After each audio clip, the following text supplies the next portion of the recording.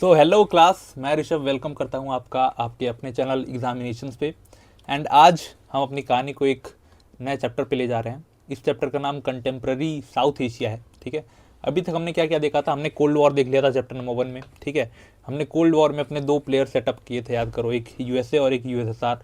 हमने यूएसएसआर को अच्छे से देखा, उसकी पॉजिटिव साइड, उसकी निगेटिव साइड, और फिर कैसे वो डिसइंटीग्रेट हो जाता है, शॉक थेरेपी रिवाइज कर लेते। ठीक है, फिर चैप्टर नंबर 2 में हम देखते हैं कि जब यूएसएसआर डिसइंटीग्रेट होता है उसके बाद जो दुनिया है वो यूनिपोलर हो जाती है। ठीक है, यूनिपोलर के बाद क्या होता है? 2001 के बाद, मतलब 2000 के बाद क्या होता है? बहुत और जो कंट्रीज हैं वो इमर्ज होकर आती हैं एज सुपर पावर। ठीक है, तो उस टाइम पे वर्ल्ड क्या होता है? वो मल्टीपोलर वर्ल्ड बन जाता है। जैसे हमने उसमें 3 कंट्रीज के बारे में बात की थी, मतलब 2 ग्रुप ऑफ कंट्रीज हैं, एक यूरोपियन यूनियन और एक आसियान। ठीक है, और एक चाइना के बारे में हमने ये देख लिया था। कंटेम्प्रेरी साउथ एशिया, मतलब कंटेम्प्रेरी सेंटर ऑफ पावर, वो हमने देखा। ठीक है, तो आज हम क्या करने जा रहे हैं? आज हम करने जा रहे हैं अपना चैप्टर नंबर 3, जिसमें हम क्या देखने वाले हैं? कंटेम्प्रेरी साउथ एशिया, यानी साउथ एशिया के बारे में हम देखने वाले हैं। अब साउथ एशिया कौन सा रीजन होता है, इसको चलो हम देखते हैं, पहले समझते हैं। ठीक है, चलो स्टार्ट करते हैं। ठीक है, तो इस चैप्टर में हम पढ़ने क्या क्या वाले हैं, पहले हम ये देख लेते हैं। सबसे पहले हम देखेंगे साउथ एशिया है कौन सा, ये दुनिया का कौन सा रीजन है, ये हम देखेंगे। ठीक है, फिर इनका पॉलिटिकल सिस्टम देखेंगे हम। ठीक है, फिर तीसरा पाकिस्तान के बारे में देखेंगे कि पाकिस्तान में जब इंडिपेंडेंस मिली थी 1947 में, उसके बाद से लेके अब तक यहाँ पे मिलिट्री कभी रूल करती है, कभी डेमोक्रेसी रूल करती है, तो इसका हम एक सीक्वेंस देखने वाले हैं। फिर बांग्लादेश के बारे में हम देखेंगे, फिर नेपाल के बारे में। नेपाल पहले राजशाही था, यानी वहाँ पे मोनार्की थी, कैसे वो रिपब्लिक में बदला, ठीक है, वो देखेंगे। श्रीलंका में जो एथनिक कॉन्फ्लिक्ट था, जो हम क्लास 10th में आई थिंक हमने पढ़ा होगा, वो कौन सा था, सिंगली और तमिल वाला, वो इसमें देखेंगे। और इंडिया का इन सारे कंट्रीज के साथ कैसा रिलेशन है, ये हम देखने वाले हैं। ठीक है, तो अगर मैं ब्रॉडर वे में बात करूँ, ब्रॉडर टर्म में बात करूँ, तो इंडिया एंड इट्स नेबर, ठीक है, इसी को हम क्या बोलते हैं? साउथ एशियन नेशन बोलते हैं। ठीक है, चलो मैप में एक बार देख लेते हैं। ठीक है, ये है साउथ एशियन कंट्रीज। ठीक है, कौन सी? ये है। ठीक है, ये वाली कौन सी कंट्रीज हैं? साउथ एशियन कंट्रीज इनको बोलते हैं। ठीक है, साउथ एशियन कंट्रीज। और इसी में याद करो कि हमने सेकंड चैप्टर नंबर 2 में पढ़ा था कि इसके ईस्ट में, यहाँ पे इधर चले जाओगे आप, इस साइड में जाओगे तो यही ग्रुप बनता है association of south east Asian nation. ठीक है, साउथ ईस्ट एशियन नेशन। ठीक है, यानी साउथ एशियन के, अगर ईस्ट में जाओगे तो साउथ ईस्ट एशियन नेशन है, और यहाँ पे रहोगे आप तो ये साउथ एशियन नेशन है। ठीक है, तो ईस्ट साउथ एशियन में कौन कौन से आते हैं? जैसे कहीं कहीं बांग्लादेश को इंक्लूड करते हैं तो ये अफगानिस्तान को इंक्लूड करते हैं तो अफगानिस्तान लिख लो। पाकिस्तान, इंडिया है, नेपाल, भूटान, और ये क्या है? बांग्लादेश, यहाँ पे मालदीव है। ठीक है, और ये है हमारा श्रीलंका। ठीक है, तो ये इतनी सारी कंट्रीज आती हैं। चाइना ईस्ट एशिया का पार्ट है, साउथ एशिया का पार्ट नहीं है, याद रखो ये बात। ठीक है, तो अगर कोई बोले कि चाइना किसका पार्ट है, तो वो साउथ एशिया का नहीं है, वो ईस्ट एशिया का पार्ट है। ठीक है, तब चलो, अगर मैं जियोग्राफिकल लोकेशन की बात करूँ तो हमने जियोग्राफिकल लोकेशन को अच्छे से समझ लिया है। हम देखते हैं कि जो जैसे फॉर एग्जांपल ये है east, west, north and south. तो हम देखते हैं कि ये जो साउथ ईस्ट एशियन नेशन है, ये जो नेशन है, इसके नॉर्थ में हिमालयाज पड़ते हैं। ठीक है, हिमालयाज पड़ते हैं। ठीक है, ये पूरा जो हिमालयाज का रेंज है ये। ठीक है, इधर बहुत बड़े बड़े पहाड़ हैं। ठीक है, आप आओगे यहाँ पे वेस्ट में और साउथ में। ठीक है, यहाँ पे क्या है? ओशियन है। ईस्ट में भी आप आओगे तो इधर भी ओशियन है। तो हम क्या देख रहे हैं कि ये जो पूरा रीजन है, साउथ एशियन रीजन, ये तीनों चारों तरफ से आइसोलेटेड है, और दुनिया से एक तरफ से पहाड़ हैं बड़े बड़े, तीनों तरफ से क्या है? ओशियंस है। ठीक है, तो ये जो पूरा रीजन है ना, ये बिल्कुल बिल्कुल आइसोलेटेड है। ठीक है, इसी की वजह से क्या होता है कि देखोगे आप, इस रीजन का, जो पूरे रीजन का जो कल्चर है, यहाँ के लोगों के रहने खाने का तरीका है, बोलने का तरीका है, लगभग सिमिलर मिलेगा आपको। ठीक है, मैं ये नहीं बोलूँगा कि 100%, बट लगभग आपको सिमिलर मिलेगा। लोगों के स्किन कलर, स्किन टोन, सारी चीज़ें सिमिलर मिलेंगी। ठीक है, हाइट, वेट, सारी चीज़ें लगभग सिमिलर मिलेंगी यहाँ पे। ठीक है, ये बात होगी हमारे पूरे जियोग्राफिकल लोकेशन की। ठीक है, अब देखो, ये जो रीजन है ना, ये इतना हॉटस्पॉट क्यों बना हुआ है? ठीक है, ये इतना इंपॉर्टेंट क्यों बना हुआ है दुनिया में, दुनिया को लेके? ऐसा क्यों है? क्योंकि इंडिया, ठीक है, ये हमारा इंडिया है, एंड ये हमारा पाकिस्तान है, इन दोनों के पास न्यूक्लियर पावर है। ठीक है, और इधर है हमारा चाइना, ठीक है। मतलब एक ऐसा रीजन जहाँ पे 3 कंट्रीज एक दूसरे के साथ बॉर्डर करती हैं, बॉर्डर शेयर करती हैं, एंड तीनों के पास न्यूक्लियर पावर है, ठीक है। इंडिया का नो फर्स्ट यूज पॉलिसी है, चाइना का नो फर्स्ट यूज पॉलिसी है, बट पाकिस्तान का नो फर्स्ट यूज पॉलिसी नहीं है, ठीक है। तो ये तीनों एक दूसरे के साथ बॉर्डर शेयर करती हैं एंड तीनों के पास न्यूक्लियर पावर है। इसी की वजह से ये जियोपॉलिटिकल हॉटस्पॉट होता है, हमेशा यहाँ पे चांसेस होते हैं कि कॉन्फ्लिक्ट हो सकता है। इंडिया और पाकिस्तान में तो आए दिन होता है कि हो जाएगा अब कुछ ना कुछ, ठीक है। अब देखो कोर टेंशन यहाँ पे क्या है, इस पूरे रीजन का कोर टेंशन, 3 कोर टेंशन है। पहला बॉर्डर डिस्प्यूट्स, बॉर्डर डिस्प्यूट ऐसा क्यों, देखो इंडिया का पाकिस्तान के साथ बॉर्डर डिस्प्यूट है, सबको पता है। इंडिया का नेपाल के साथ भी है, इंडिया का बांग्लादेश के साथ भी है, ठीक है। इंडिया का जो हमारा ये है नेबर क्या है, श्रीलंका, इसके साथ भी बॉर्डर डिस्प्यूट है। अब बॉर्डर तो शेयर होता नहीं है, ओशियन वाला जो बॉर्डर है उसके साथ डिस्प्यूट होता है। कभी कभी हमारे उनके जो शिप है हमारे बॉर्डर में आ जाते हैं, कभी कभी हमारे जो शिप है उनके बॉर्डर में चले जाते हैं, तो इसको लेके यहाँ पे डिस्प्यूट होता है। दूसरा जो डिस्प्यूट है वो शेयरिंग ऑफ वाटर को लेके होता है, ठीक है। क्योंकि होता है, देखो इंडिया से बहुत सारी जो रिवर्स हैं हमारे नेबर्स कंट्री में जाती हैं। जैसे इंडिया से जो इंडस वाटर है और उसकी जो ट्रिब्यूटरीज हैं, ठीक है, जैसे झेलम चेनाब, वो सारी निकल के यहाँ से पाकिस्तान में जाती हैं यहाँ पे, ठीक है। तो इसको लेके हमने इसके साथ ट्रीटी कर रखी है, इंडस वाटर ट्रीटी। अब उसको, अब जैसे पहलगाम अटैक हुआ उसके बाद हमने इसको क्या किया, स्टॉप लगा दिया इस पर कि हम नहीं पानी देंगे इसको, ठीक है। वैसे ही हमारी गंगा वाटर ट्रीटी है इसके बांग्लादेश के साथ, ब्रह्मपुत्र वाटर ट्रीटी भी है इसके साथ, ठीक है। क्यों, क्योंकि ये दोनों हमारे देश से निकल के बांग्लादेश में जाती हैं एंड फिर वहाँ से ये आके यहाँ पे बे ऑफ बंगाल में मिल जाती हैं, ठीक है। तो डिस्प्यूट है over sharing of water. And तीसरा होता है कॉन्फ्लिक्ट ओवर इंसर्जेंसी, ठीक है। क्या होता है यहाँ पे, जैसे पाकिस्तान से बहुत सारे लोग हमारे इंडिया में आके रहने लगते हैं, बांग्लादेश से बहुत सारे लोग हमारे इंडिया में आके रहने लगते हैं, ठीक है। तो ये बहुत हमारे जो कंट्री का जो डेमोग्राफी होता है इसको बहुत ज़्यादा इंपैक्ट करती हैं ये सारी चीज़ें। वैसे ही हमारी कंट्री के पास बहुत ज़्यादा पॉपुलेशन है, अब बाहर से भी लोग हमारी कंट्री में आके रहने लगेंगे तो क्या होगा, हमारे जो रिसोर्सेज हैं जो जिसके ऊपर सिर्फ और सिर्फ इंडियंस का राइट है वो उन लोगों के लिए खर्च होने लगेगा, ठीक है। तो इसको लेके भी हमारे इस पूरे एरिया में डिस्प्यूट हमेशा रहा है, ठीक है। तो अभी तक हमने क्या क्या देखा, हमने जियोग्राफिकल लोकेशन इस पूरे रीजन की समझ ली है, ठीक है। ये इतना इंपॉर्टेंट वर्ल्ड में क्यों करता है ये भी हमने देख लिया है, एंड इस पूरे एरिया की कोर टेंशन क्या क्या थी वो हमने तीनों समझ लिया है, ठीक है। अब हम चलते हैं कि इस पूरे एरिया में, ठीक है, ये जो पूरा रीजन है इसमें हर कंट्रीज का अलग अलग पॉलिटिकल सिस्टम है, ठीक है। जैसे इंडिया और श्रीलंका में सक्सेसफुल डेमोक्रेसी है, ठीक है। जब से ये लोग इंडिपेंडेंट हुए हैं तब से आज तक यहाँ पे डेमोक्रेसी एग्जिस्ट करती है। इंडिया में भी डेमोक्रेसी है, श्रीलंका में भी डेमोक्रेसी है, ठीक है। अगर मैं पाकिस्तान और बांग्लादेश की बात करूं तो यहाँ पे शुरू से ही कभी ऐसा नहीं हुआ है कि कोई भी प्रधानमंत्री 5 साल अपना टर्म पूरा कर पाए, ठीक है। बांग्लादेश की बात नहीं कर रहा हूं मैं, पाकिस्तान में, ठीक है। बट ये दोनों कंट्री ने कभी ना कभी मिलिट्री रूल को एक्सपीरियंस किया है। यहाँ पे कभी ना कभी तख्ता पलट हो जाता है, कभी कभी हमेशा तख्ता पलट होता रहता है यहाँ पे, ठीक है। बांग्लादेश में रिसेंटली 2024 में हो गया है या 25 में हो गया, ठीक है। पाकिस्तान में तो होता ही रहता है, ठीक है। अगर मैं नेपाल और भूटान की बात करूं, ठीक है, नेपाल और भूटान की बात करूं तो यहाँ पे मोनार्की चलती है, ठीक है। भूटान में आज भी मोनार्की चलती है। नेपाल में मोनार्की थी, धीरे धीरे उसको रिप्लेस कर दिया गया, डेमोक्रेटिक रिपब्लिक बना दिया गया, ठीक है। आज के टाइम पे अगर मालदीव की बात करें तो यहाँ पे प्रेसिडेंशियल फॉर्म ऑफ गवर्नमेंट है, ठीक है। हमारे यहाँ डेमोक्रेसी है, हमारे यहाँ प्राइम मिनिस्टर वो पार्लियामेंट्री फॉर्म ऑफ गवर्नमेंट होती है, एंड यहाँ पे प्रेसिडेंशियल फॉर्म ऑफ गवर्नमेंट है, ठीक है। तो यहाँ की जितनी कंट्रीज हैं उनमें कितनी ज़्यादा डाइवर्सिटी है आप देखो, ठीक है। कल्चर वाइज सारे सिमिलर हैं, ठीक है। बट अगर मैं पॉलिटिकल लैंडस्केप की बात करूँ, पॉलिटिकल वाइज बात करूँ, पॉलिटिकल सिस्टम वाइज बात करूँ, तो जहाँ पे दो कंट्रीज का ग्रुप है, डेमोक्रेसी इंडिया श्रीलंका फॉलो करती हैं। बांग्लादेश और पाकिस्तान में क्या है, यहाँ पे मिलिट्री रूल हो चुका है कई बार, ठीक है। मोनार्की की बात करूँ तो नेपाल और भूटान में मोनार्की है, नेपाल में मोनार्की नहीं है अभी, बट भूटान में अभी भी है, ठीक है। और मालदीव की अगर मैं बात करूँ तो यहाँ पे क्या है, प्रेसिडेंशियल फॉर्म ऑफ गवर्नमेंट है, ठीक है। चलो आगे चलते हैं। तो अभी तक हमने 2 चीज़ें देख ली। पहला डेफिनेशन ऑफ साउथ एशिया, हमने साउथ एशिया को एज ए रीजन अच्छे से समझा, ठीक है। फिर इनका हमने पॉलिटिकल सिस्टम अच्छे से देख लिया है, ठीक है। अब हम चलते हैं पाकिस्तान को। अपना पहला प्लेयर कौन सा आ रहा है, पाकिस्तान, ठीक है, चिंदी पड़ोसी हमारा, ठीक है। चलो स्टार्ट करते हैं इसको, ठीक है। तो पाकिस्तान जो हमारे साथ ही आज़ाद हुआ था 1947 में। कब आज़ाद हुआ था ये, 1947, ठीक है, 1947 में ये आज़ाद हुआ था, ठीक है।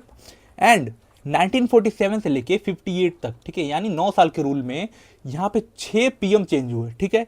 इतनी ज़्यादा पॉलिटिकल इंस्टेबिलिटी थी यहाँ पे, 6 पीएम चेंज हो गए हैं, ठीक है। 9 साल में 6 पीएम। एक पीएम का जो वो होता है मतलब कार्यकाल होता है वो कितने साल का होता है, 5 साल का होता है।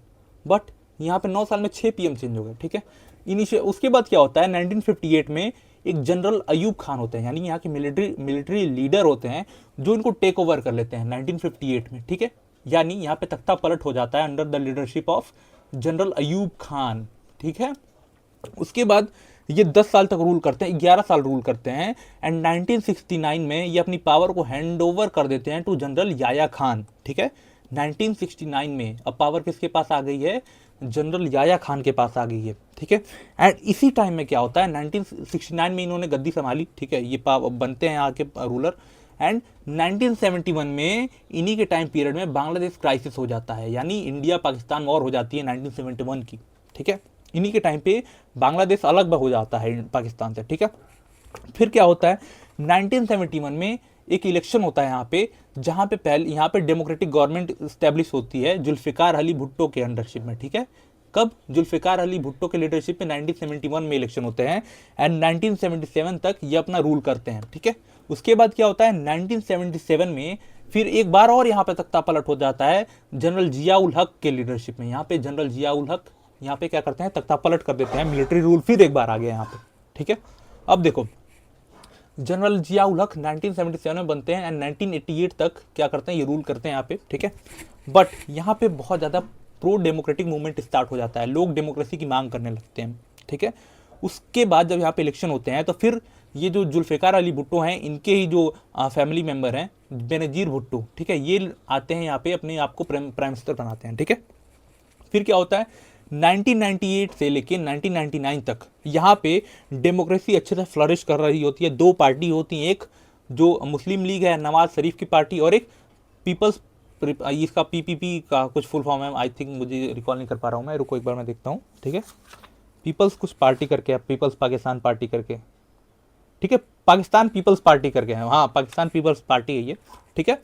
तो इसके बीच में अच्छा डेमोक्रेटिक कंपटीशन होता है 10 साल के लिए, ठीक है।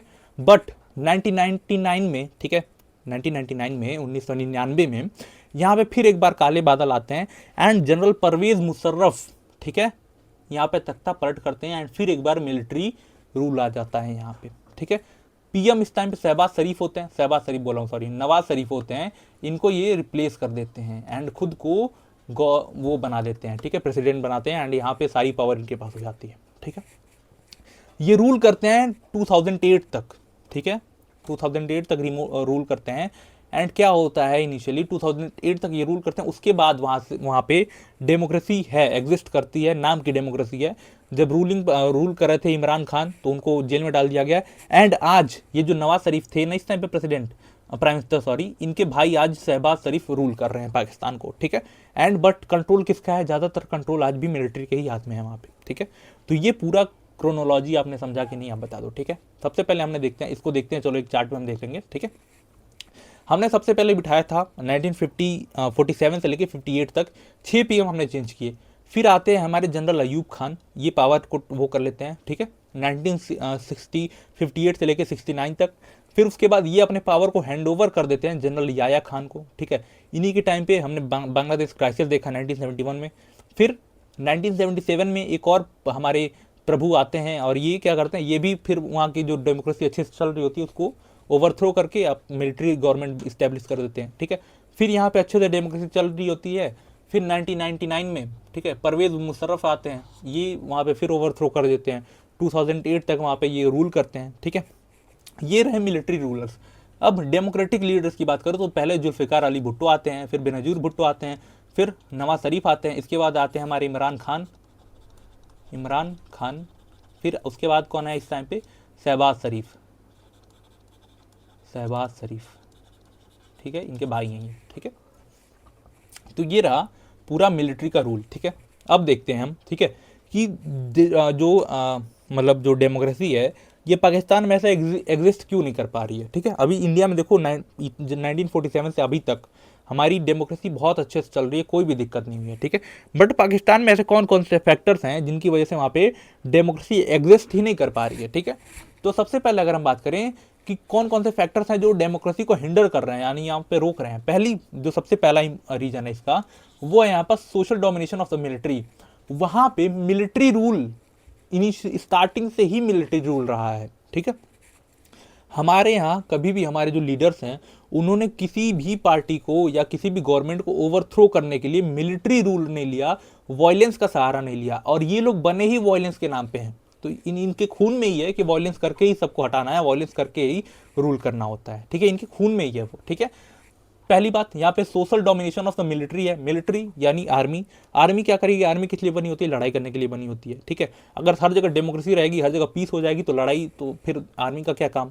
तो ये क्या करती है, जो मिलिट्री है यहाँ पे हमेशा इधर उधर वॉर करती रहती है। कभी उधर अफगानिस्तान से लड़ लिए, कभी इधर आ गए, ठीक है। तो इधर सामने से अपने खुद से नहीं आते हैं, बट टेररिस्ट भेज देते हैं कि लड़ो जाके हमारे नाम पे, ठीक है। दूसरा, इंडो पाकिस्तान कॉन्फ्लिक्ट, ठीक है। अब देखो यहाँ पे आर्मी का रूल है, तो आर्मी क्या करेगी? हमेशा जैसे ही थोड़ी सी स्टेबिलिटी आएगी, पीस आएगी, वैसे क्या करेगी? थोड़ी सी चिंगारी लगा देगी। उसकी वजह से क्या होगा? इंडो पाकिस्तान कॉन्फ्लिक्ट हो जाएगा, ठीक है। अब इंडो पाकिस्तान कॉन्फ्लिक्ट होगा तो जो वहाँ की पूरी पॉपुलेशन है वो किसके साथ हो जाएगी? वहाँ के मिलिट्री के साथ हो जाएगी, ठीक है। अब फॉर एग्जांपल हमारे पास भी अगर कोई इंसान है, इंडियन है, उसके पास रहने के लिए खाना नहीं है, घर नहीं है, हमारे पास राशन नहीं है, हमारे पास अच्छा हेल्थ केयर नहीं है, बट अगर बात आ गई देश की कि इंडिया पाकिस्तान में लड़ाई हो रही है, तो कुछ नहीं तो हम अपने आर्मी के साथ लग लेंगे। वही सेम वहाँ पे हाल है, ठीक है। उन लोगों के पास रहने के लिए कुछ नहीं है, बट सबको एक करना है, तो इंडिया पाकिस्तान की लड़ाई करा दो, सब एक हो जाएंगे, ठीक है। वो हाल हो यहाँ पे, ठीक है। और तीसरा रीजन है यहाँ पे डेमोक्रेसी फेलियर का, वो है लैक ऑफ इंटरनेशनल सपोर्ट। मतलब जो हमारा जो यूएस है यानी अमेरिका है, वो हर जगह डेमोक्रेसी का झंडा लिए घूमता है कि हर जगह डेमोक्रेसी इस्टेब्लिश करानी है, बट पाकिस्तान में और जो वेस्टर्न कंट्रीज हैं वो पाकिस्तान में कभी भी डेमोक्रेसी को इस्टेब्लिश नहीं होने देना चाहती। क्यों? क्योंकि ये लोग मानते हैं कि जो पाकिस्तान है ना, वो न्यूक्लियर स्टेट है, एंड अगर वहाँ पे डेमोक्रेसी आ जाती है तो वो लोग उसकी सेफ्टी नहीं इंश्योर कर पाएंगे। यानी वो लोग चाहते हैं कि वहाँ पे हमेशा मिलिट्री रूल रहे, ठीक है। समझ में आई बात? और कुछ फैक्टर्स वहाँ पे अच्छे भी हैं जो डेमोक्रेसी को सपोर्ट करते हैं, जैसे वहाँ के लोगों के अंदर बहुत अच्छा प्रो डेमोक्रेटिक सेंटीमेंट है कि हमें वहाँ पे डेमोक्रेसी स्टैब्लिश करनी है। दूसरा, अब प्रेस, फ्री प्रेस, ये तो अब बकवास लग रहा है बात, लेकिन आपके एनसीईआरटी में लिखा हुआ है प्रेस, वहाँ पे प्रेस को आज़ादी, यानी जो मीडिया है उसको फ्रीडम है कि वो जो छाप पाए छाप दे, बट ऐसा नहीं है वहाँ पे, अब ये एग्जिस्ट नहीं कर रहा है, ठीक है। स्ट्रॉन्ग ह्यूमन राइट मूवमेंट, ठीक है, वहाँ पे अच्छा खासा strong human right movement exist करता है। ये भी बकवास है, बट ठीक है, आपके एनसीईआरटी में दिया हुआ है तो लिख लेना, ठीक है। इससे ज़्यादा क्या ही बोलूँ मैं इस पर, ठीक है।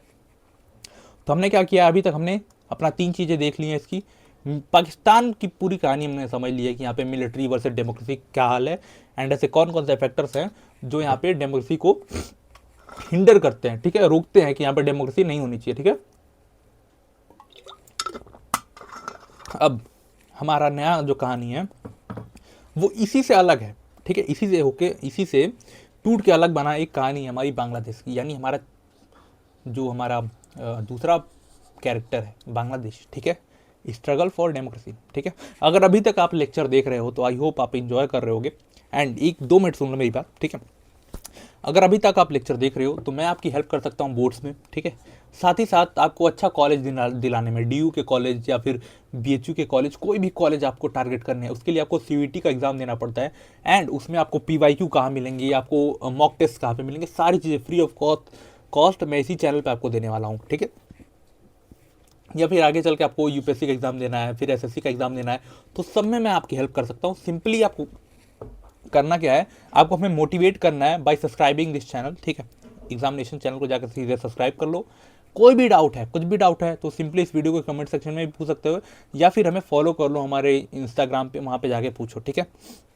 एक्स अकाउंट है तो वहाँ भी फॉलो कर लो, एंड मोस्ट इंपॉर्टेंट, जैसे ये चैप्टर में यहाँ पे होता है उसके क्विजेस स्टार्ट हो जाते हैं हमारे टेलीग्राम चैनल पे, तो वहाँ पे भी जाके उसको फॉलो कर सकते हो, ठीक है, ताकि वहाँ पे जाके पार्टिसिपेट कर पाओ, एंड जो आपकी जो प्रोग्रेस है उसको और अच्छा कर पाओ, ठीक है।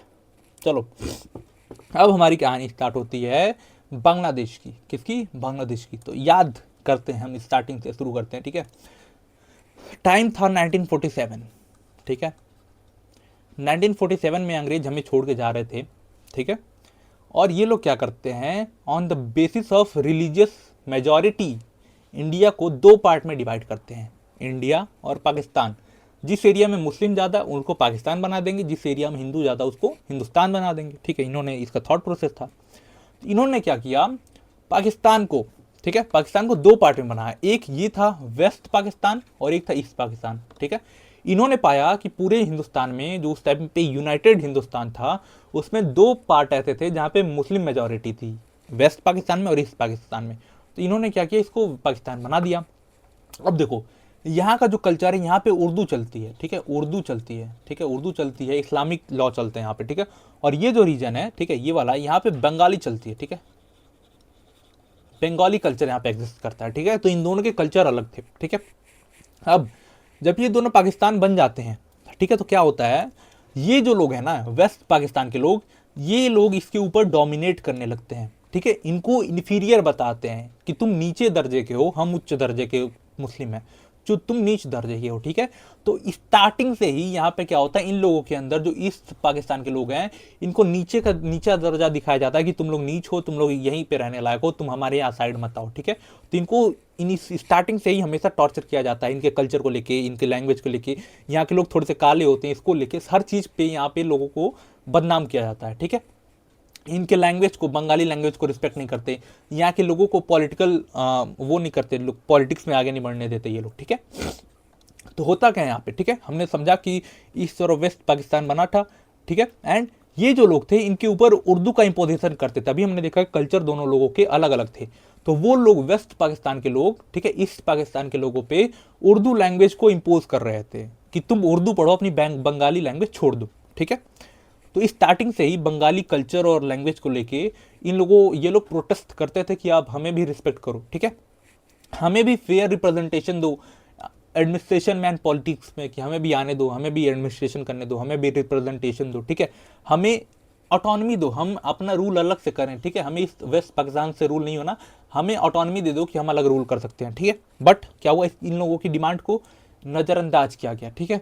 फिर आता है 1970s का इलेक्शन, 1970s का इलेक्शन आता है, ठीक है। उस टाइम पे क्या था कि जो ईस्ट पाकिस्तान है, यहाँ की पॉपुलेशन ज़्यादा थी, ठीक है, पॉपुलेशन यहाँ की ज़्यादा थी, यानी सीट्स यहाँ पे ज़्यादा थी, सीट्स, ठीक है। इलेक्शन आता है, यहाँ पे सीट ज़्यादा थी, यहाँ की सीट कम थी, ठीक है, सीट कम थी। 1970s में इलेक्शन होता है यहाँ पे, एंड एक लीडर यहाँ से निकल के आते हैं ईस्ट पाकिस्तान से, जिसका नाम होता है शेख मुजीबुर रहमान, ठीक है। इनकी पार्टी क्या नाम क्या था, अवामी लीग, ठीक है। ये इस पार्टी से कॉन्टेस्ट करते हैं एंड क्या करते हैं, पाकिस्तान के जनरल इलेक्शंस में 1970s के इलेक्शन में जीत जाते हैं, ठीक है, जीत जाते हैं। अब क्या हुआ, अब जब ये लोग जीत जाते हैं, ये लोग क्या करते हैं, ये लोग विन हो गए, ठीक है, विन हो गए, जीत गए। अब क्या होता है, अब ये जो वेस्ट पाकिस्तान के लोग होते हैं, ये लोग इस विन को एक्सेप्ट करने से मना कर देते हैं, ठीक है। यानी यहाँ पे जो बैठे लीडर्स होते हैं, वो लोग मना कर देते हैं कि तुम्हारा ये धांधली हुई है, यहाँ पे इलेक्शन कुछ नहीं, ठीक है। तो इससे क्या होगा, इन लोगों का दिल टूट जाएगा, इस पाकिस्तानियों का, ठीक है, इस पाकिस्तानियों का दिल टूट जाता है इससे, ठीक है। वेस्ट जो पाकिस्तानी गवर्नमेंट इसको मना कर देती है, ठीक है, रिफ्यूज़ कर देती है कि आप असेंबली में नहीं आ सकते, ठीक है। इसकी वजह से क्या होता है, ये लोग मिलिट्री एक्शन लेते हैं, यानी जो वेस्ट पाकिस्तान के लोग हैं, वो लोग शेख मुजीबुर रहमान को अरेस्ट कर देते हैं, ठीक है। पाकिस्तान की आर्मी डिप्लॉय कर दी जाती है ईस्ट पाकिस्तान में, ठीक है, हजारों लोगों को मारा जाता है, बच्चों को मारा जाता है, सबको काट दिया जाता है, ठीक है। उसके बाद क्या होता है, जब यहाँ पे लोगों का कत्ल होना स्टार्ट होता है, तो हम देखते हैं कि वेस्ट ईस्ट पाकिस्तान से लोग निकल के बांग्ला इंडिया में आने लगते हैं, ठीक है, इंडिया में आने लगते हैं। और उस टाइम पे हमारी प्राइम मिनिस्टर होते हैं इंदिरा गांधी, अब वो इससे बड़ी बेचैन थी, उस टाइम पे गरीबी बहुत चरम पे थी हमारे इंडिया में, वो खुद गरीबी हटाओ का नारा देने के लिए आई थी, दे के आई थी। अब जब बाहर से लोग आने लगते हैं, तो ये क्या करती हैं, अब ये मीटिंग बुलाती हैं, अपनी मीटिंग बुला के क्या करती हैं कि अब इसको रोको, कैसे भी रोको। तो इवेंचुअली क्या होता है, चलते चलते जब बहुत लार्ज स्केल माइग्रेशन होने लगता है इंडिया में, बहुत बड़े बड़े बहुत झुंड में आने लगते हैं लोग, तो इसकी वजह से क्या होता है, इंडिया इंटरवीन करता है, यहाँ पे इंडिया इंटरवीन करता है। ये बहुत अच्छी कहानी है 1971 वॉर की, कभी मैं अच्छे से सुनाऊंगा इसको, ठीक है। इंडिया इंटरवीन करता है, ठीक है, मिलिट्री हेल्प देता है, मिलिट्री वाइज भी हेल्प करता है। एंड यहाँ पे एक इनकी जो मिलिट्री जो ऑर्गेनाइजेशन था, जो ईस्ट पाकिस्तान का जो मिलिट्री ऑर्गेनाइजेशन था, मुक्ति वाहिनी, जो वहाँ के पाकिस्तान के मिलिट्री से लड़ रहा था, उसको भी फाइनेंशियली सपोर्ट करता है, उनको ट्रेनिंग देना स्टार्ट करता है, उनको आर्म्स एंड एमिनेशन देता है, सारी चीज़ें देता है, ठीक है। इसकी आउटकम क्या होता है कि जो पाकिस्तान है, ठीक है, इसके 90,000 से ज़्यादा जो सोल्जर्स होते हैं, 90,000 से ज़्यादा, ठीक है, 90,000 से ज़्यादा जो सोल्जर्स होते हैं, वो सरेंडर कर देते हैं इंडिया के सामने, ठीक है। एंड फिर यहाँ से बांग्लादेश फॉर्म्ड हो जाता है, ठीक है, यहाँ से क्या होता है, बांग्लादेश का फॉर्मेशन हो जाता है। समझ में आई बात, यहाँ से बांग्लादेश फॉर्म होता है, ठीक है। अब इसके थोड़ी सी आगे की कहानी है, मैं इसको समझाता हूँ, ठीक है। अब यहाँ पे मैंने नहीं लिखा है शायद, हाँ लिखा है, चलो ठीक है।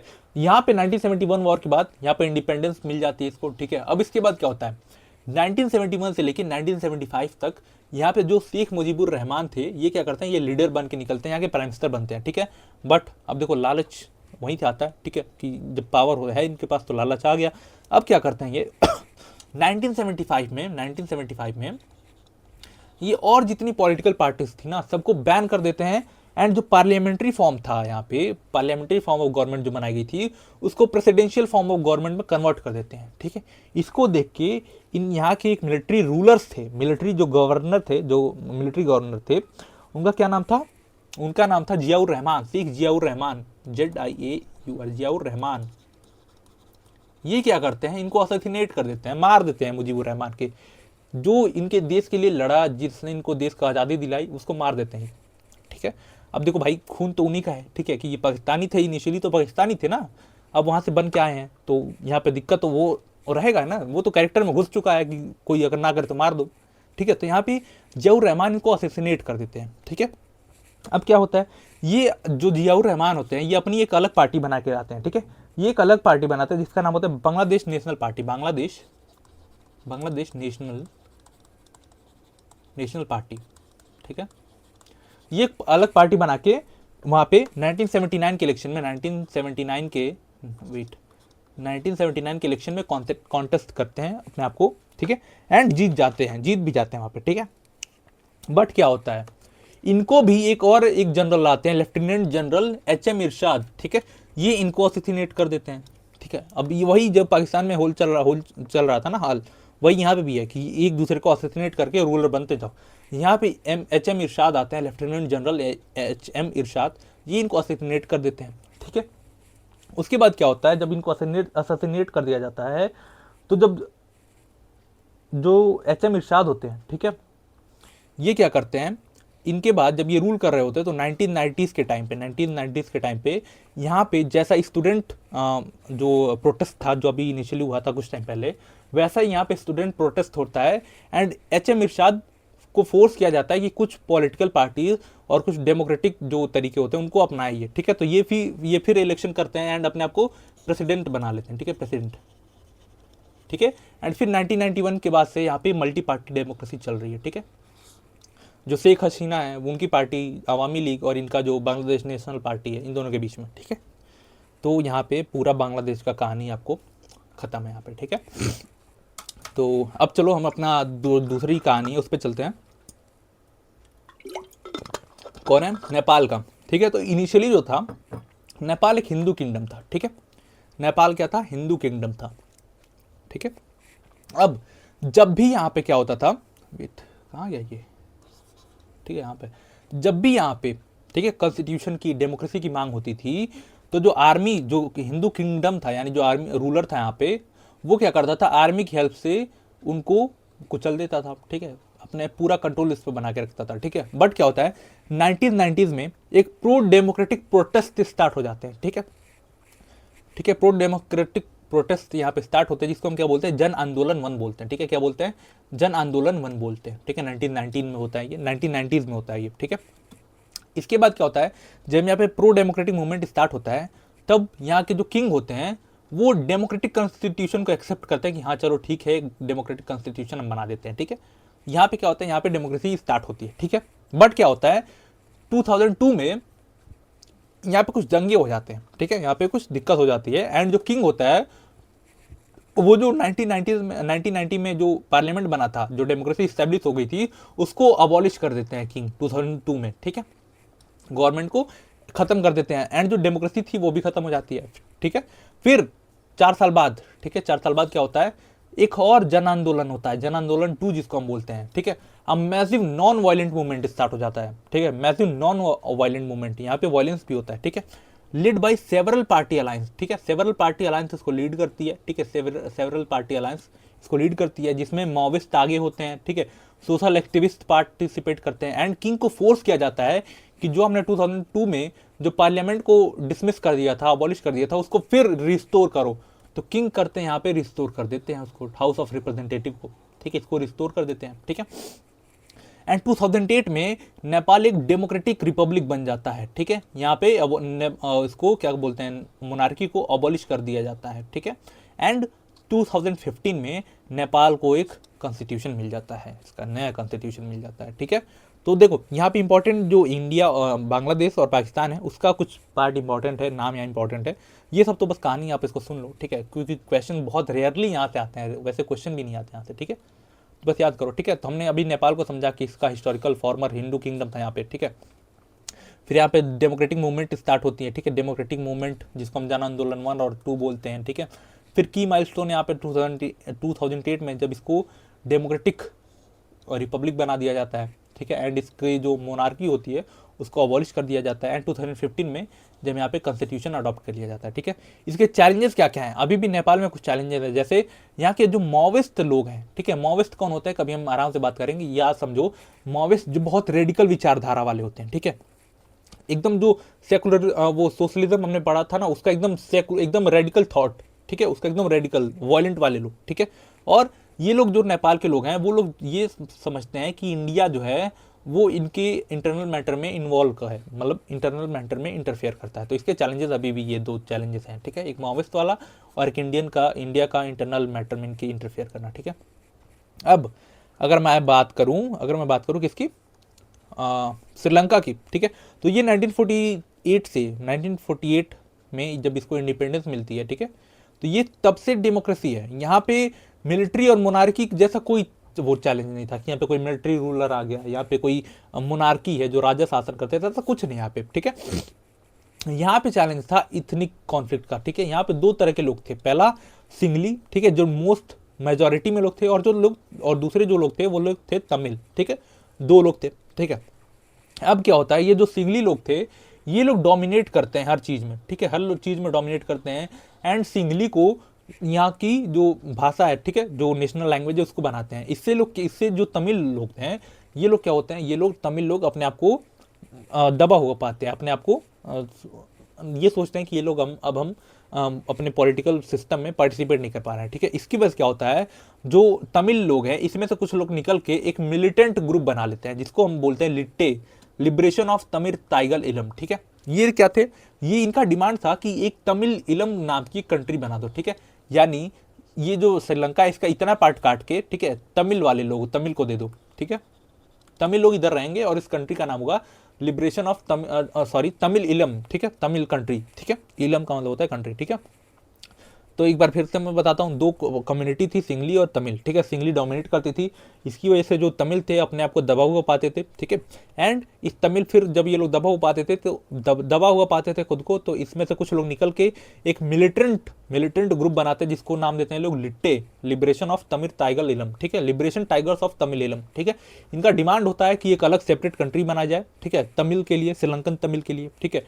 एंड ये लोग मतलब फाइट करने लगते हैं, आर्म्स स्ट्रगल स्टार्ट हो जाता है, ठीक है, 1983 से लेके, ठीक है। अब देखो अब क्या होता है, ये जो तमिल लोग थे ना श्रीलंका में, जो तमिल लोग थे इनिशियली इंडिया के तमिलनाडु से निकल के वहां पे गए हुए थे, ठीक है। तो जब इंडिया के तमिलनाडु के लोग देखते हैं, ठीक है, इंडिया के तमिलनाडु के लोग देखते हैं कि वहाँ के तमिल के ऊपर इतना अत्याचार हो रहा है, तो हमारे जो तमिल लोग हैं वो लोग इंडियन गवर्नमेंट के ऊपर प्रेशर डालना स्टार्ट कर देते हैं कि आप कुछ करो। इसी के टाइम में क्या होता है, India Sri Lanka peace accord sign होता है, India Sri Lanka peace accord sign होता है 1987 में, ठीक है।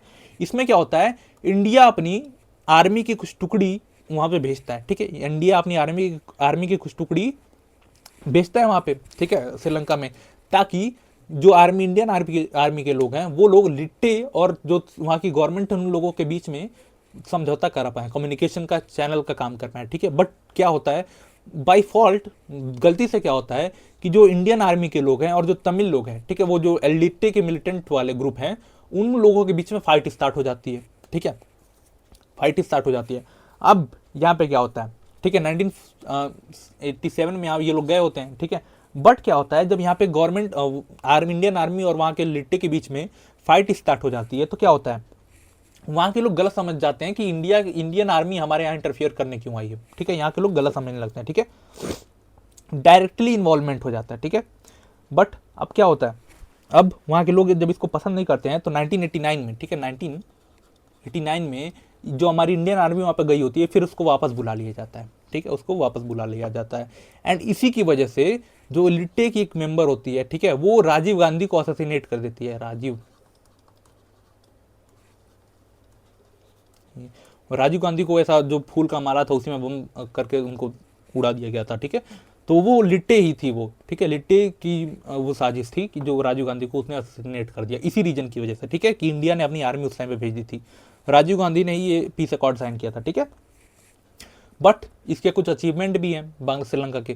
श्रीलंका कितना भी इथनिक कॉन्फ्लिक्ट था यहाँ पे, इंटरनल मैटर कुछ भी था, बट इसने अभी भी आज तक हाई ह्यूमन डेवलपमेंट अपना के रखा है सब, ठीक है। यहाँ पे कभी भी ऐसा नहीं था कि यहाँ पे लोगों को रहने खाने के लिए जगह ना हो, सब यहाँ पे अच्छा खाता है, ठीक है। इकोनॉमिक लिबरलाइजेशन जो हम 1991 में करते हैं, ठीक है, 1991 में एलपीजी रिफॉर्म्स करते हैं, हम अपने अब इकोनॉमी को खोलते हैं, ठीक है। ये लोग 1997 में ही खोल के बैठ गए थे, इनके यहाँ फॉरेन इन्वेस्टमेंट आने लगा था, ठीक है। इन लोगों के यहाँ कितनी भी दिक्कत थी, इन्होंने कभी भी डेमोक्रेसी को खत्म नहीं होने दिया, ठीक है। मेंटेन डेमोक्रेसी थॉट्स, हमेशा डेमोक्रेसी इनके यहाँ रही है, ठीक है। तो ये इनका अचीवमेंट है और इनकी पूरी कहानी, ठीक है, हमने सुना दिया, ठीक है। अब हम यहाँ पे देखने वाले हैं एक जो इंडिया रीजनल रिलेशन देखने वाले हैं, इंडिया के जो इनके नेबर्स हैं इंडिया के, उनके साथ रिलेशन कैसे हैं, ठीक है। तो पाकिस्तान के साथ तो कुछ इशू है, याद करो, जैसे कश्मीर इशू को लेकर लड़ाई हो चुकी है हमेशा, जैसे 1947-48 में इनिशियली लड़ाई हो गई थी स्टार्टिंग में ही, फिर 1965 में, 1971 में जब हमने बांग्लादेश को अलग किया, फिर 99 में करगिल वॉर, ठीक है, यहाँ पे हो गया, यहाँ पे दिक्कत हो गई है, ठीक है। हम दोनों के बीच में line of control LOC exist करता है, एंड इंडिया से चाइना के बीच में LAC एग्जिस्ट करता है, लाइन ऑफ एक्चुअल कंट्रोल, और इसके साथ LOC एग्जिस्ट करता है, ठीक है। हम दोनों के बीच में बॉर्डर डिस्प्यूट है, जैसे कश्मीर को लेके ये है, बट एक सर ग्रीक करके रीजन है रन ऑफ कच्छ में, ठीक है, ये वाला जो रीजन है यहाँ पे क्या है, ये रन ऑफ कच्छ है, रन ऑफ कच्छ। मैं बार बार मैप इसलिए दिखाता हूँ क्योंकि मैप जब आप पढ़ोगे ना तो बहुत आसानी होती है चीज़ों को समझने में, ठीक है। तो मैप आपको अच्छे से पता होना चाहिए, ठीक है। तो यहाँ पे लेके बॉर्डर डिस्प्यूट है, ठीक है। अब ये डिस्प्यूट क्या है, इस टाइम पे भी यहाँ डिस्प्यूट में था, ऑपरेशन सिंदूर के बाद यहाँ पे बहुत ज़्यादा डिस्प्यूट था, ठीक है, क्योंकि पाकिस्तान यहाँ पे सेटलमेंट बना रहा है, तो इंडिया भी यहाँ पे रिटेलिएट करने की तैयारी कर रहा है, ठीक है। तो हम आगे चल के देखेंगे कि अगर कभी ऑपरेशन सिंदूर आगे चलता है तो यहाँ पे भी कुछ दिक्कत हो सकती है, ठीक है। तो आप जो पढ़ते हो वो कभी ना कभी देखा करो, न्यूज़ देखा करो, तो यहाँ पे आपको पता चलेगा, ठीक है। तो इसको लेके यहाँ पे बहुत डिस्प्यूट रहा है, ठीक है। और अगर मैं बात करूँ सियाचिन ग्लेशियर के ऊपर कंट्रोल, ठीक है, ये आई थिंक 1999 वाली जो लड़ाई थी करगिल वाली, ये इसी के ऊपर थी, सियाचिन ग्लेशियर के ऊपर, ठीक है। तो इसके ऊपर किसका कंट्रोल होगा, उसमें भी लड़ाई होती है, ठीक है। आर्म्स रेस को हमेशा आर्म्स रेस को लेकर लड़ाई होती रहती है कि किसके पास ज़्यादा अच्छा हथियार है, ठीक है, समझ में। और शेयरिंग ऑफ वाटर, ये पाँच जो इशू है हम दोनों के बीच में, ठीक है। शेयरिंग ऑफ रिवर वाटर, जैसे हमारे यहाँ से, जैसा कि मैंने बताया था कि इंडिया से इंडस वाटर और उसकी ट्रिब्यूटरीज निकल के जाती हैं, तो उसके लेके 1960s में हमारे बीच में एक ट्रीटी हुई रखी जिसको हम इंडस वाटर ट्रीटी बोलते हैं, जिसको किसने मीडिएट किया था, वर्ल्ड बैंक ने मीडिएट किया था, ठीक है। इसने बिठा के हम दोनों को समझाया कि ऐसा मत लड़ो, ठीक है, प्यार से रहो, ठीक है। और ये जो रन ऑफ कच्छ वाला है, वो जो तारक मेहता वाला है कि जो वो ऊँट पे बैठता है और ऊँट उसको वहाँ पे लेके चला जाता है पाकिस्तान में, तो वहाँ से याद करो इसको, ठीक है। अब देखो, अब जो इंडिया का एलिगेशन है पाकिस्तान के ऊपर एंड जो पाकिस्तान का एलिगेशन इंडिया के ऊपर, ये इसको हम समझते हैं, ये आज भी होता है, ठीक है। अब अगर कोई आप में से न्यूज़ देखता है तो बहुत अच्छे से इसको समझ पाएगा, ठीक है। इंडिया क्या मानता है कि पाकिस्तान जो है ना, पाकिस्तान की जो गवर्नमेंट है, उसकी जो मिलिट्री है, वो जो कश्मीर में मिलिटेंट को आर्म्स प्रोवाइड करती है, ठीक है, यानी हथियार देती है कि तुम लोग वायलेंस करो, ठीक है। और 1985 के लेके 1995 के बीच में जो पाकिस्तान के लोग थे वो खालिस्तानी मिलिटेंट को सपोर्ट करते थे, ठीक है। खालिस्तानी मिलिटेंट को, जो हमारा पंजाब का एरिया है वहाँ पे खालिस्तानी मूवमेंट इस टाइम पे स्टार्ट हुआ था, तो वहाँ के पाकिस्तान के लोग यहाँ पे इनको हथियार देते थे। ये हमारी गवर्नमेंट का एलिगेशन है पाकिस्तान के ऊपर, ठीक है। अब तीसरा एलिगेशन ये है हमारा, मतलब इंडिया का, कि जो पाकिस्तान की इंटेलिजेंस एजेंसी है ISI, इंडिया की कौन सी इंटेलिजेंस एजेंसी, आप बताओगे, ठीक है। अब जो पाकिस्तान की इंटेलिजेंस एजेंसी है ISI, ये लोग क्या करते हैं, ये जो हमारा नॉर्थ ईस्ट का रीजन है, इसमें एंटी इंडिया कैंपेन को रन करते हैं। ये लोग यहाँ के लोगों को बोलते हैं कि इंडिया से अलग हो जाओ, ठीक है। अब यहीं पे पाकिस्तान का एलिगेशन क्या है पाकिस्तान का एलिगेशन ये है कि जो हमारी इंडियन गवर्नमेंट है या और जो हमारी इंटेलिजेंस एजेंसी है, ठीक है, वो क्या करती है, एंटी पाकिस्तान सेंटीमेंट सिंध और बलूचिस्तान में बढ़ाती है। ठीक है, सिंध और बलूचिस्तान में एंटी पाकिस्तान सेंटीमेंट हम प्रमोट करते हैं। ठीक है, वो करते ही हैं, उसमें छुपाना क्या है। ठीक है, बट ठीक है, चलो। इंडिया और बांग्लादेश रिलेशन की अगर मैं बात करूं तो कुछ टाइम में फ्रिक्शंस भी हैं। जैसे पाकिस्तान बांग्लादेश से हमारे यहाँ बहुत ज़्यादा इनलीगल इमिग्रेशन होते हैं, वहाँ से बहुत ज़्यादा लोग चल के हमारे कंट्री में आ गए हैं। इस टाइम पे तो बहुत ज़्यादा ये इशू गर्म है। ठीक है, इनलीगल इमिग्रेशन बांग्लादेश और पाकिस्तान का। ठीक है, पाकिस्तान बांग्लादेश का, सॉरी, बांग्लादेश से बहुत लोग इंडिया में आ चुके हैं। ठीक है, और जो बांग्लादेश है ना, मैं मैप में दिखाता हूँ एक बार। ठीक है, मैप में दिखाता हूँ, ये देखो, ये जो बांग्लादेश है, यहाँ पे देखोगे ना, इंडिया और जो हमारा जो नॉर्थ ईस्ट है, इसके बीच में बस बहुत ही छोटा सा ये जो एरिया है ना, ये 22 किलोमीटर का ही है। ठीक है, अगर कभी वॉर चाइना हमें अटैक कर देता है तो ये 22 किलोमीटर का एरिया अगर कोई कट कर देगा तो हम और जो हमारा नॉर्थ ईस्ट है ये हम दोनों अलग हो जाएंगे। ठीक है, तो इंडिया हमेशा डिमांड करता है कि आप हमें यहाँ से मूवमेंट करने की इजाज़त दे दो कि हम अपने ट्रूप्स को आपके देश से दूसरे अपने नॉर्थ ईस्ट में कनेक्ट कर पाएँ, बट ये हमेशा मना कर देता है यार। ठीक है, ये मना कर देता है हमेशा, बार बार। ठीक है, और बांग्लादेश हमेशा एंटी इंडिया इस्लामिक ग्रुप्स को सपोर्ट करता है, ये भी हम बोलते हैं इनको, ये आप क्यों करते हो। ठीक है, फिर हमारा डिस्प्यूट गंगा और ब्रह्मपुत्र वाटर शेयरिंग को भी लेके है कि हम कितना देंगे बांग्लादेश को पानी, इसको भी लेके है। ठीक है, बट ऐसा नहीं है कि बहुत फ्रिक्शन नहीं है हमारे बीच में, हम कहीं कहीं कॉपरेट भी करते हैं। जैसे जो हमारे इकोनॉमिक रिलेशंस हैं, हम लगातार इंप्रूव हो रहे हैं उसमें। ठीक है, बांग्लादेश हमारे लुक ईस्ट पॉलिसी का पार्ट है। लुक ईस्ट, हम याद करो, अभी हमने आसियान पढ़ा था, हमने देखा था कि जब हमने देखा कि जो आसियान कंट्रीज हैं उनकी जो इकोनॉमिक ग्रोथ है बहुत अच्छी हो रही है, तो हमारी जो लुक ईस्ट पॉलिसी थी वो लुक एक्ट पॉलिसी में बदल गई। ठीक है, हम कॉपरेट करते हैं डिजास्टर मैनेजमेंट और इन्वायरमेंटल इश्यूज पे। ठीक है, ये हमने देखा। ये इससे क्वेश्चन आएंगे नहीं जहाँ तक है मुझे पता। ठीक है, बस आप समझ लो एक बार देखने के लिए कि आज के टाइम पे बहुत ज़्यादा रिलेवेंट है, अगर कोई न्यूज़ पढ़ोगे आप तो अच्छा हेल्प करेगा आपको ये। ठीक है, इंडिया नेपाल रिलेशन की बात करूँ तो ठीक है, ट्रेड रिलेटेड इशू होते हैं। ठीक है, इंडिया हमेशा कंसर्न जताता है कि जो नेपाल में माओविस्ट ग्रुप है, माओविस्ट मूवमेंट है, उसको लेके इंडिया हमेशा जताता है। ठीक है, नेपाल हमेशा ये मानता है कि इंडिया हमारे इंटरनल मैटर में इंटरफेयर कर रहा है। ठीक है, इसके पॉइंट ऑफ कॉपरेशन क्या है नेपाल के साथ, जैसे a special treaty allows citizen to travel and work in entire country without visa and passport. हम दोनों के बीच में इतने अच्छे रिलेशन है कि हमारे यहाँ से लोग आते जाते हैं। हम दिल्ली में हैं, दिल्ली में बहुत सारे लोग नेपाली लोग हैं जो काम करते हैं, एकदम इंडियन की तरह रहते हैं, तो इसमें कोई वो नहीं है। ठीक है, और जैसे cooperation on trade, scientific project and electricity generation. ठीक है, हमारे बहुत ज़्यादा डैम है, हमारे बहुत ज़्यादा इन्वेस्टमेंट है वहाँ पे। ठीक है, तो वहाँ पे इलेक्ट्रिसिटी जनरेशन के लिए हम बहुत ज़्यादा हेल्प करते हैं। ठीक है, अब अगर मैं इंडो श्रीलंका रिलेशन की बात करूँ तो चैलेंजेस जैसे तमिल पॉपुलेशन को लेके, इनिशियली पॉपुलेशन को लेके हमारे यहाँ हुई थी, उसी की वजह से हमारी फोर्सेस गई थी। अभी हमने देखा कि वहाँ पे हमारे तमिल लोग जो थे गवर्नमेंट के ऊपर प्रेशर बना रहे थे, तो हमारे लोग वहाँ, हमारे जो आर्मी के लोग थे, हमारी गवर्नमेंट ने आर्मी के लोगों को वहाँ पे सेंड किया था, हमने स्टार्टिंग में देखा।